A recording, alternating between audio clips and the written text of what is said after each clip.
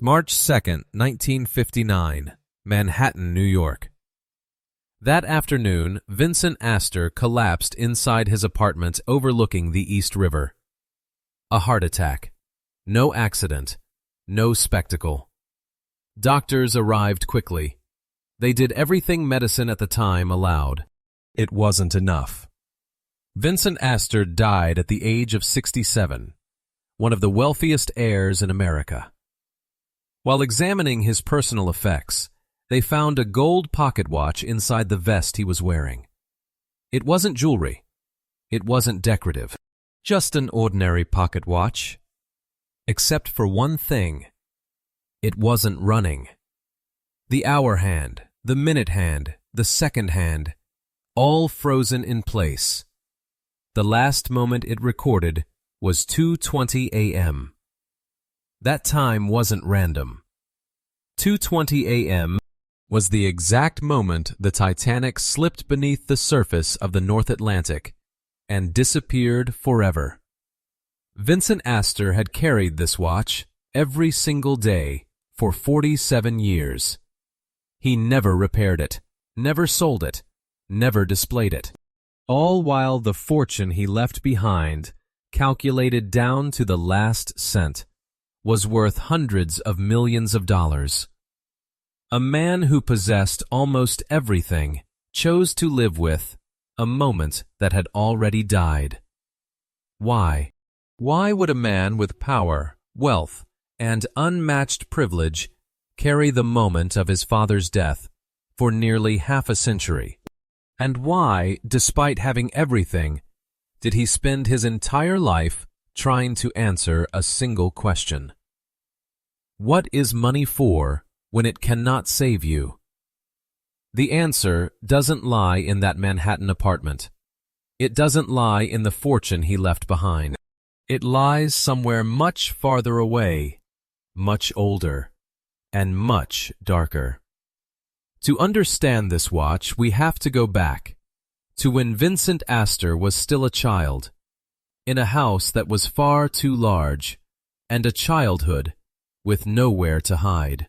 If stories about power, wealth, and secrets that were never meant to be spoken are worth telling all the way to the end, take a moment to like this video and subscribe to the channel so you don't miss what comes next. Vincent Astor was born on November 15, 1891, New York City. From the moment he entered the world, Vincent stood inside one of the most powerful families in America. The Astor dynasty was not merely wealthy, they defined what wealth meant. By the late 19th century, the family controlled hundreds of properties across Manhattan: hotels, residential buildings, vast tracts of land, and investments stretching across the United States. The fortune Vincent would one day inherit, adjusted to modern value, amounted to several $billion. But the house in which Vincent grew up, despite being large enough to hold hundreds of people, lacked one essential thing: tenderness. Vincent's mother, Eva Astor, was a celebrated figure in New York high society. She was beautiful, affluent, and emotionally cold. At public gatherings, Eva appeared flawless, the very image of a late 19th century socialite.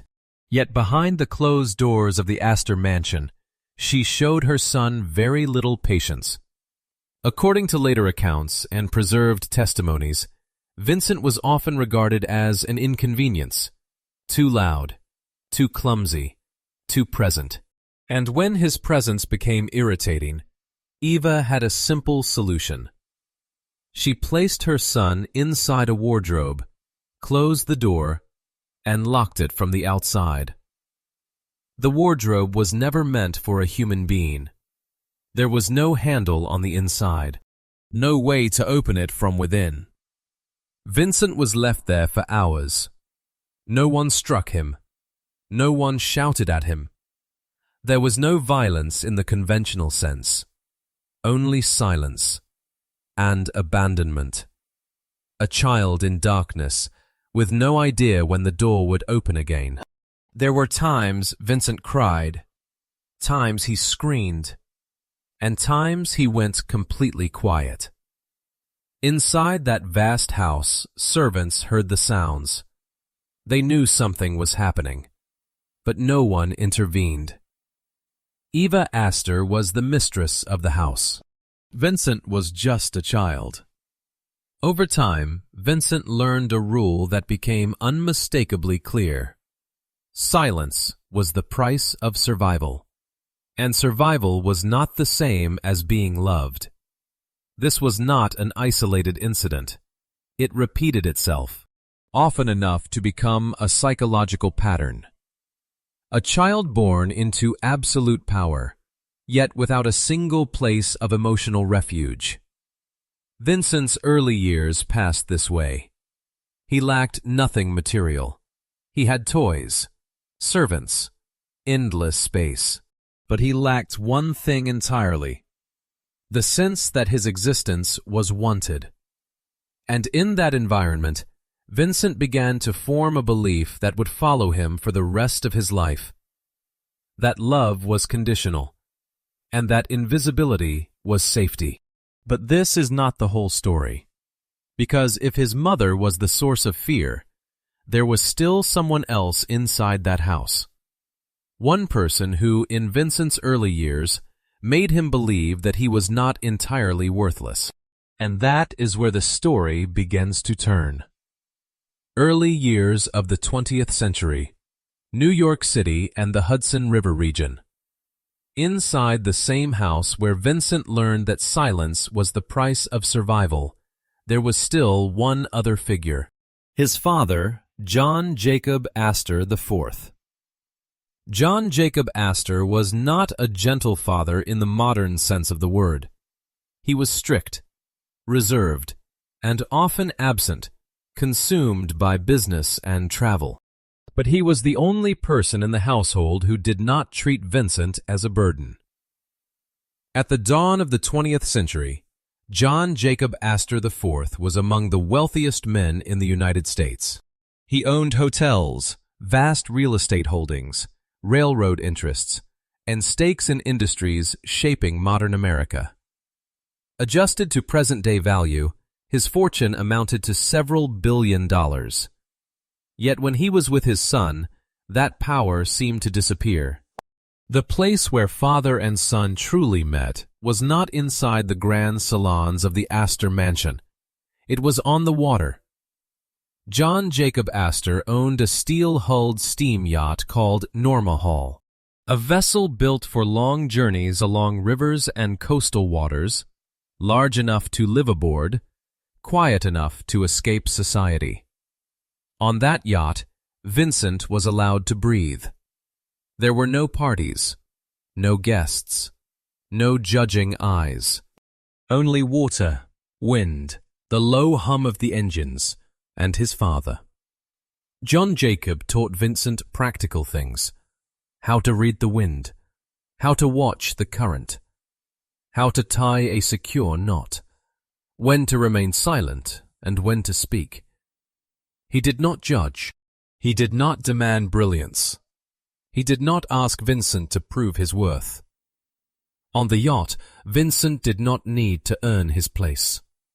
He simply existed. According to later biographical records, these voyages were among the few moments when Vincent felt safe.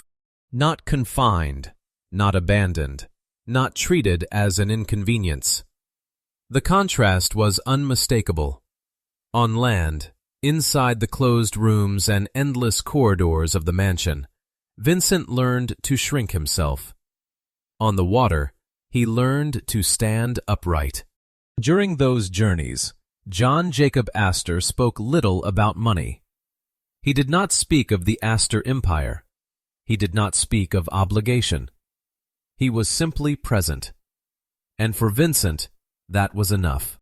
Multiple historical sources suggest that this was the only form of love Vincent ever truly knew during his childhood.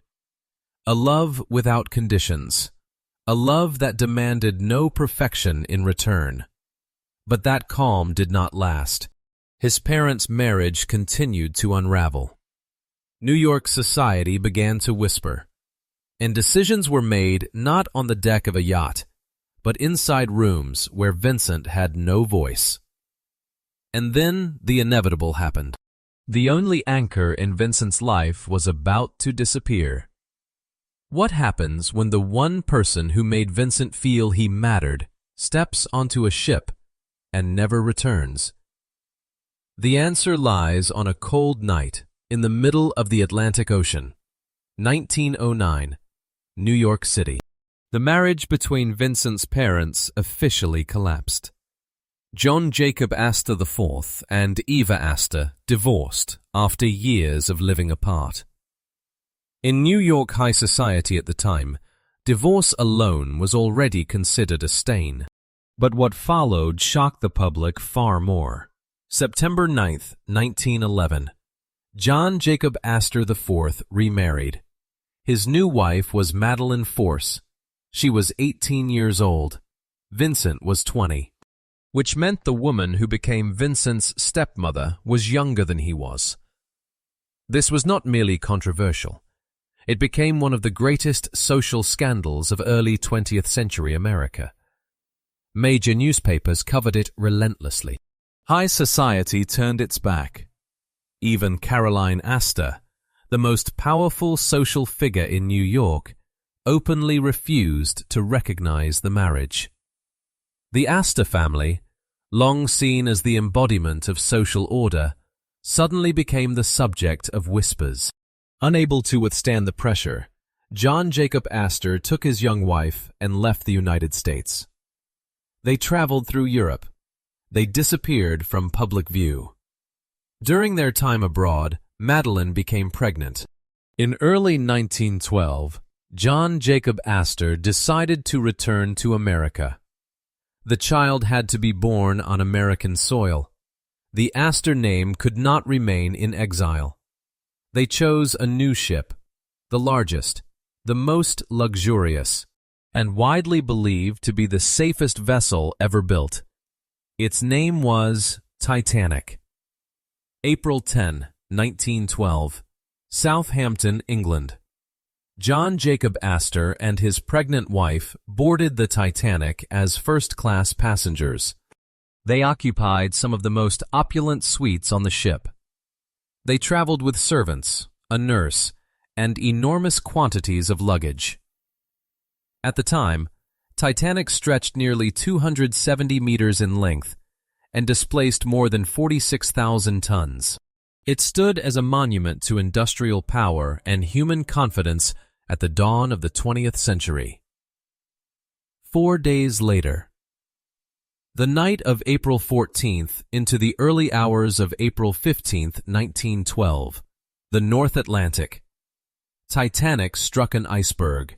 The collision did not immediately destroy the ship, but water began flooding the compartments below. John Jacob Astor understood exactly what that meant. As lifeboats were prepared, the rule was clear: women and children first. John Jacob Astor escorted Madeline to a lifeboat. She was pregnant. He made certain she was safe. Then he stepped back. Accounts of that moment differ. Some sources say he was offered a seat and declined. Others state he was never permitted to board. What is certain is this: John Jacob Astor did not enter a lifeboat. He remained on the deck. At 2:20 a.m. on April 15, 1912, Titanic broke apart and sank beneath the surface. More than 1,500 people died. John Jacob Astor IV was among them. When his body was later recovered, a gold pocket watch was found in his vest. The watch had stopped, exactly at 2:20 a.m. In New York, Vincent Astor received the telegram. His father was dead. In a single night, Vincent lost the only person who had ever made him feel that he mattered. And almost immediately after, he inherited everything his father left behind. At the age of 20.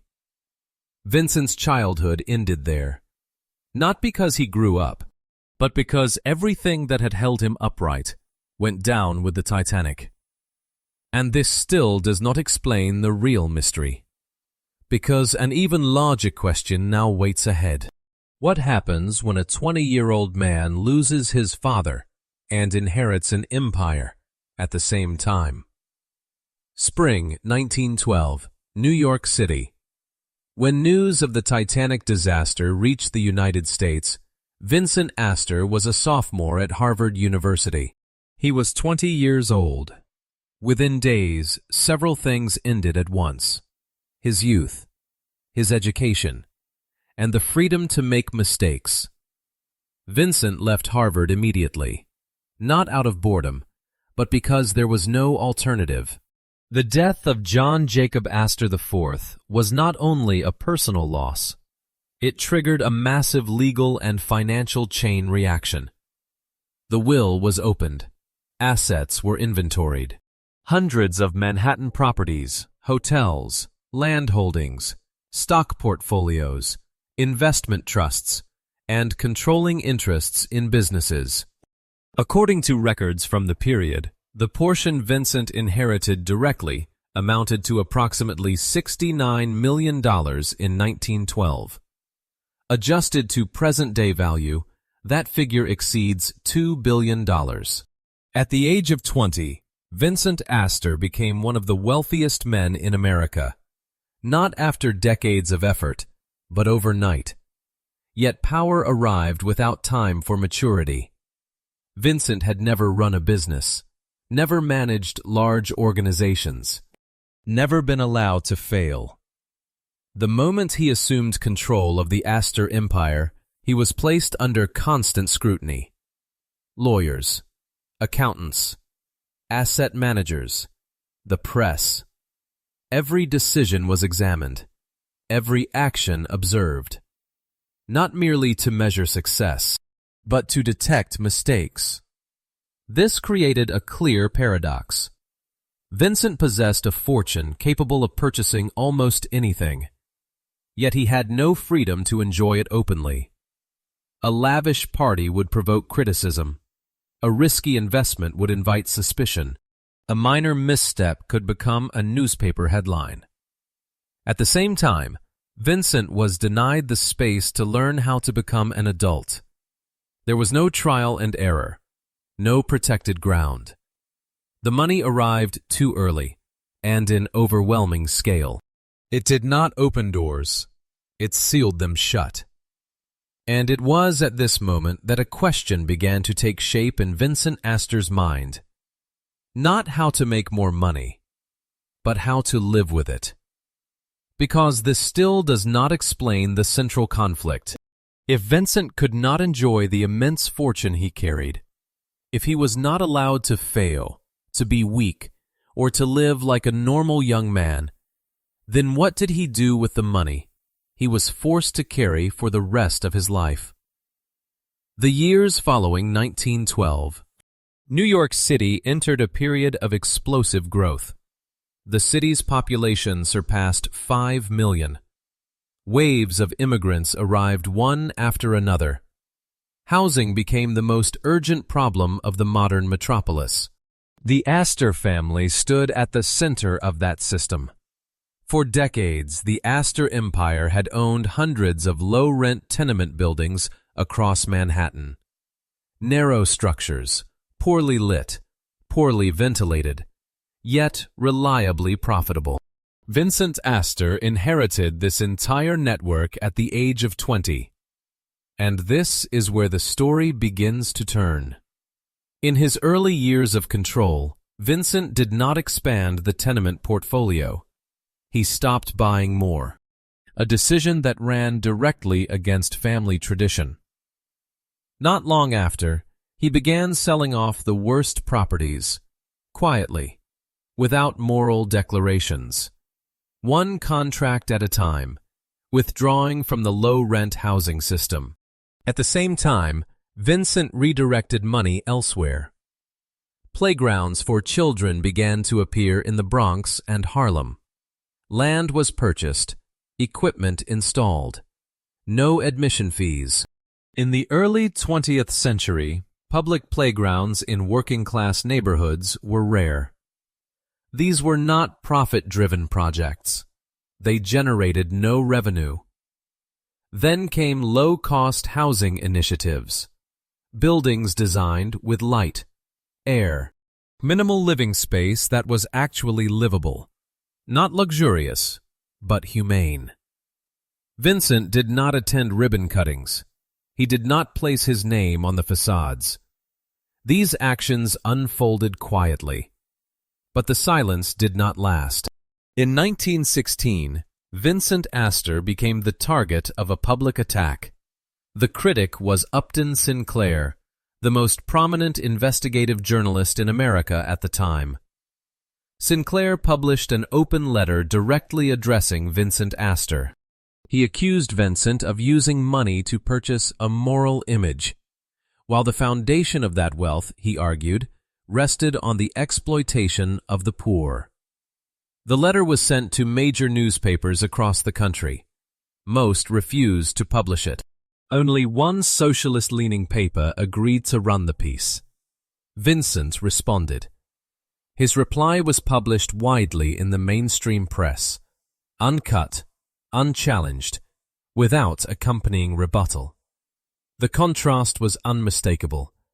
Criticism was restricted. The defense of wealth was amplified, and Vincent saw it clearly. He understood a truth money could not conceal. Money could buy media space, but it could not purchase forgiveness. The playgrounds remained. The housing projects continued. But the sense of emptiness did not disappear. Because if doing the right thing is merely an obligation, if repairing damage with money brings no release, then what was it that kept Vincent Astor trapped in loneliness, even while he was doing everything society defined as right? 1914, Newport, Rhode Island. 2 years after the Titanic disaster, Vincent Astor married for the first time. His wife was Helen Dinsmore Huntington, born into an old, wealthy, and impeccably educated family. A match considered entirely appropriate by Astor's social standards. On paper, it was a correct marriage. No scandal, no controversy, no resistance from high society. Everything was right where appearances were concerned. Inside the marriage, very little existed. Vincent and Helen shared a household, but lived separate lives. Meals together were rare. Travel was separate.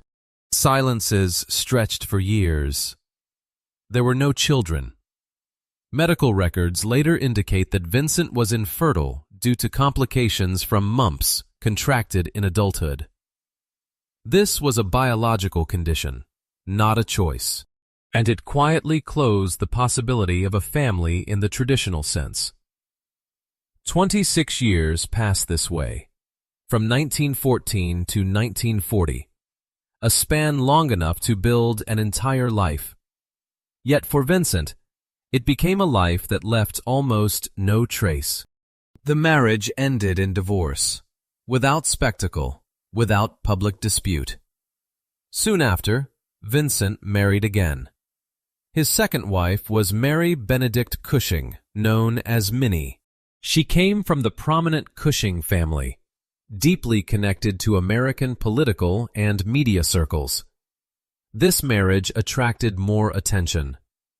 Minnie was energetic, social, drawn to conversation, gatherings, and public life. Vincent was the opposite, withdrawn, quiet, uncomfortable in crowds.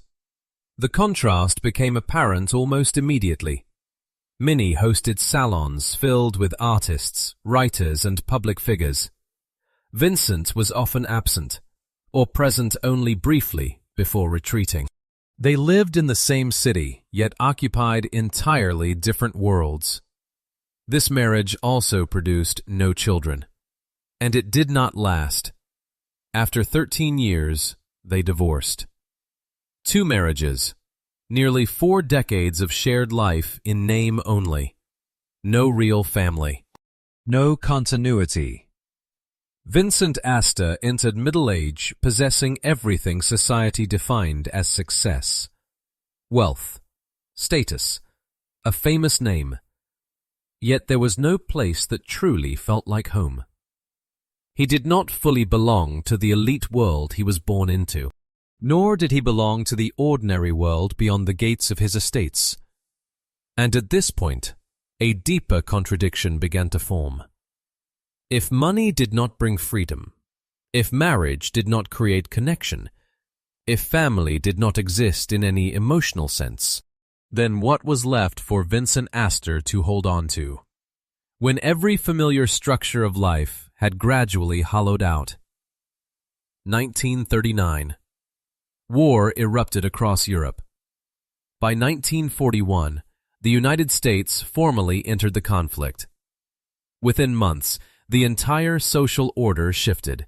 For Vincent Astor, war did not arrive as catastrophe. It arrived as a summons. For many years before that moment, Vincent had lived on the margins of public life. No clear role, no place where he was needed.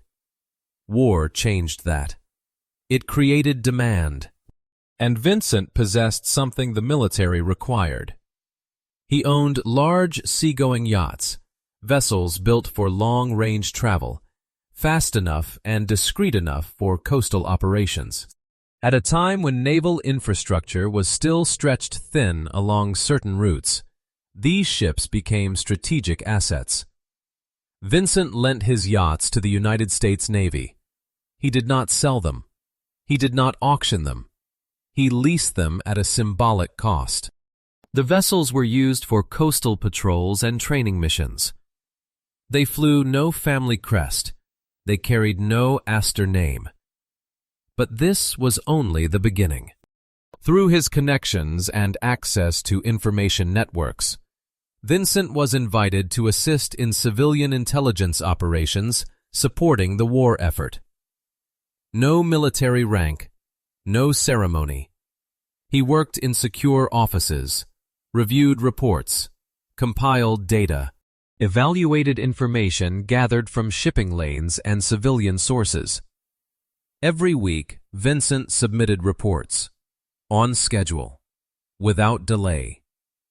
Inside those rooms, no one cared that he was heir to the Astor fortune. No one asked how wealthy he was. There was only one question: was the information accurate or not? For the first time in his life, Vincent Astor was judged entirely by his actions, not by his name, not by his wealth. The war gave him something he had never truly had before: a defined role, a reason to rise each morning, a sense that his presence mattered. But war, like everything else in Vincent's life, did not last. 1945. The war ended. Offices closed. Reports stopped. The ships were returned. Vincent's role vanished just as suddenly. There were no public commendations, no formal thanks, no continuation. The sense of usefulness he had finally discovered was taken away as quickly as it had arrived. And when the war ended, Vincent Astor once again returned to his old life. No mission, no role, no place where he was needed. So what happens when the final sense of usefulness in a person's life disappears?